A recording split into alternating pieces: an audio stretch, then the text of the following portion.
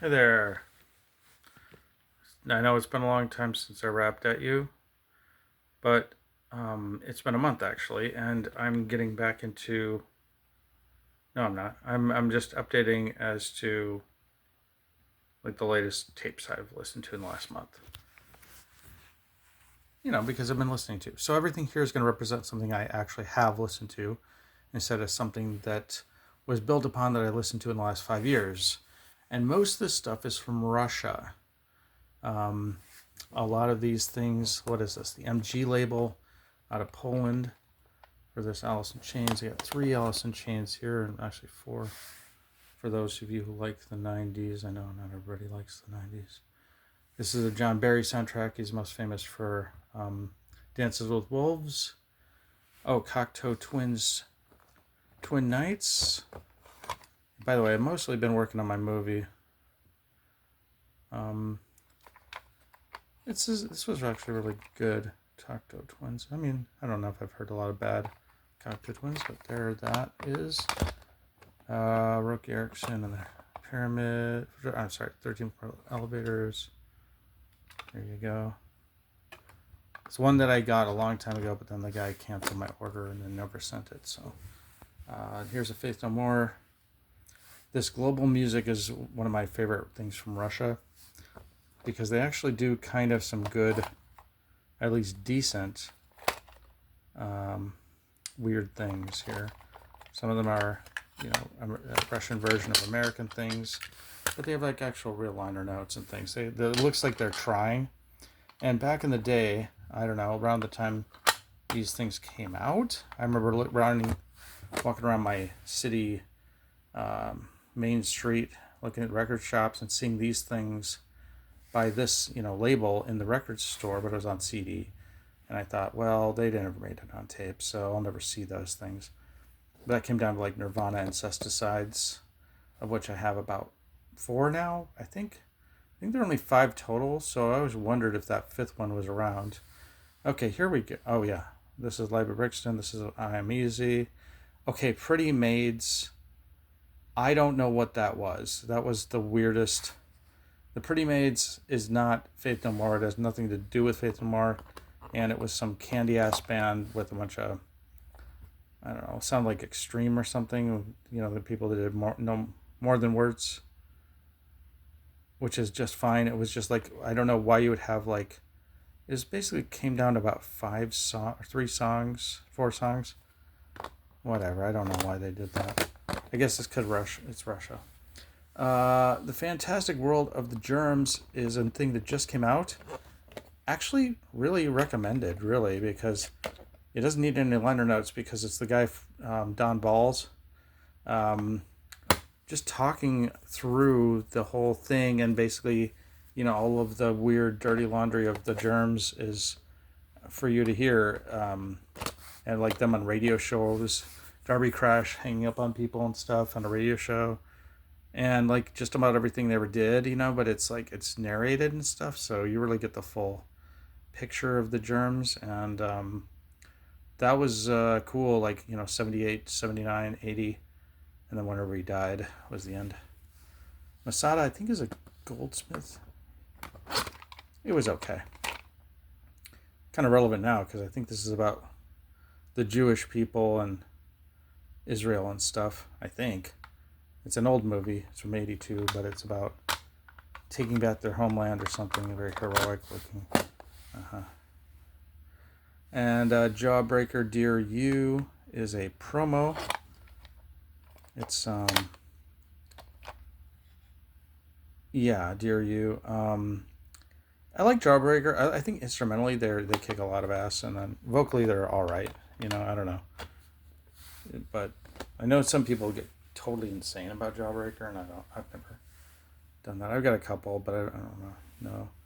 No. Judgement Night. Oh, check this out. I got like, for fairly cheap, really. I got like 2, because I've got to get everything Sonic Youth ever did, including things like this, where it's just, frankly, I want to get everything Helmet ever did too. But Sonic Youth did with a thing with Cypress Hill. Helmet did House of Pain. That was the best one. That's basically a Helmet song back when Helmet was relevant, I guess. This is okay. So this one is the unmastered and unsequenced version, and then I've got one which I think is at least sequenced, if not mastered. I think it's also mastered, but it might not be Dolby though. I don't know. Anyway, like, and of course I've had the original for like a long, long time. Oh, this one, Komaksiutiksak, Komaksiutiksak, Komaksiutiksak is a family of throat singers who are throat singing on this. I have a copy of throat singing from an old friend, but now this is like the first, I think, actual tape I've ever found that has some throat singing on it, and it's really funny because, well, it's not funny. It's like I'm torn because a part of me, even though you're not supposed to laugh at it, it does sound pretty funny because like they're just these two women and they're imitating animal sounds, but it's like a tradition, and it's like it's very, very impressive how they do it. So there's a party that wants to laugh, and there's a party that wants to take it seriously, and it's fun when stuff like that exists. But I don't know that they're like too terribly taking it too seriously. Maybe they are. Well, anyway, it was really damn good, whatever it was. I think it's possible to like enjoy something and even laugh almost at it, but also really respect it at the same time. And that's exactly what throat singing is, really. Okay, now I'm coming down to some more stuff from Russia here. We got the Piggy Mountain. The guy who I got this from, I did a big trade with him of stuff that I didn't care for. So it didn't really cost me anything. And I got like 26. Well, I had to send shipping, so it cost me like $6 for shipping or something. But he didn't even, I didn't even have to send to Russia. Just he gets a bunch of stuff and takes it back with him. So this is the Piggy thing. He was like really talking at Piggy, like some great label. I find them to be super cheap. They don't even bother putting anything on their label. So these tapes are all completely blank. I mean, I guess one of the ones I got, which I didn't post here because it just has it's a bunch of lyrics. So that's something. That's progress for them, I guess. Hormoning I've had for a long time, but I've never seen this weird version, of course. I like these things because they're just bizarre. Super cheap and weird and bizarre. Unplugged Live in New York, the, again, weird version. Unplugged and More, which has more. Sermon on the Mount is a show. I've got like 2 versions of that. And okay, the Global Music again. Global Music, I'd already said it was a kind of a favorite of mine. I feel like they do really good quality work, unlike Piggy Mott, which is kind of lame. But actually, the last one I listened to was this, and it had a very nice called End of Show, I guess, but that was really Endless Nameless. By the way, was it that here? I saw an AI thing that said like the drummer of Nirvana meets the singer from the Foo Fighters, and I thought that was pretty funny. And the comment I wrote was that, well, you can tell them apart. Like one of them had a bunch of tattoos, and so what I said was, you can tell them apart because one of them has a whole bunch of tattoos. The drummer from Nirvana has a whole bunch of tattoos, while the singer from the Foo Fighters is spending the rest of his life trying to live up to his former band. That's how you can tell them apart. Okay, Come As You Are. Palladium was a really interesting one for sure. It looks like there's only 8 songs on this. However, the songs are all twice as long because somebody did this weird remix where they basically vamped, like every bit is like vamped or looped back on itself, but to make it, not in a weird way where it sounds like a techno remix, but in just a sort of as if he just decided to play the song way longer. So that's kind of weird and enjoyable. But it's not like, you can tell Kurt would never draw the songs that much. He just wouldn't do that. So that's kind of a strange little thing. Kurt Cobain. There's a ton of misspellings on these things. There's like, I don't know. Where can I go with that?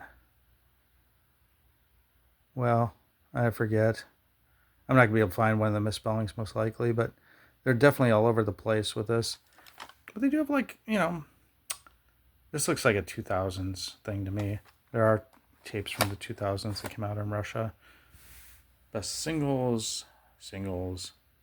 Les Paul now is a Les Paul album. That's pretty interesting how he got these interesting sounds under the guitar. And I think this album is from like 1962 or something, maybe 50, maybe even earlier. Maybe it was 58, but he's got some very interesting sounds coming out of that guitar, considering the technology that would have been used to record it. Here's a classic. I liked this one. I like Kenny Rogers. I mean, I saw him play at the Library Mall like a long time ago in Washington, D.C. Very long time ago with my family. Is he dead? I think he might be dead. Well, he was really a good country guy, I guess. This Linda Ronstadt was nice. It's a Mobile Fidelity Sound Labs recording, which means high quality. Soundgarden, and I get the Tact label is a Polish one again. It's kind of janky. And finally, the Zendik Farm. I think I talked about this actually last time, but I managed to find another Zendik Farm. Unfortunately, there was like 5 Zendik Farm tapes sold for like $20 and had like the only other one that I really need, and that sort of was heartbreaking. I missed that. I don't know. But I guess on the other hand, I only saw it like a week ago or 2 weeks ago. Well, 3 weeks ago. I don't know. But it was sold back in May. Yeah. So anyway, by the way, one of my tape decks got ruined because I played a tape from 1966. And I'm still trying to figure out whether I was stupid enough to have a tape which had broken, and I was like sitting, and I just kind of put those away sometimes. But I'm supposed to put them in a certain section, But the tape kind of fed into the deck, which happens if the tape breaks. This happens a lot on that deck, and well, it happened worse than it ever had, and like the mechanism got all jammed in there, and I can't get back into there. So I'm trying to take the tape deck apart.